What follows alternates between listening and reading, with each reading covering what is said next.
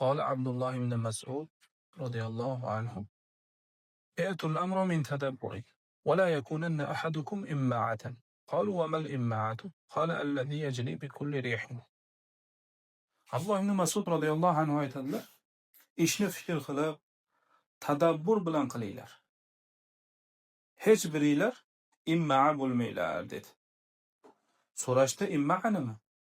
Aytdilarki, u har qanday shamol qay tomon essa, o'sha tomonga ergashib ketadigan odam dedilar. Imma'a o'z fikrini Qur'on sunnatga asoslab ko'rmagan inson. U odamlarga qarab yashaydi.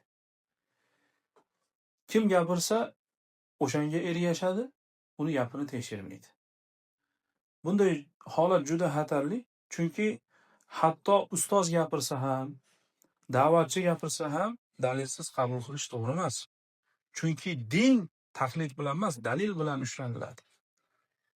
Imma haqni izlamaydi, odamlarga ergashadi, haq esa odamlar bilan emas, dalil bilan bilinadi.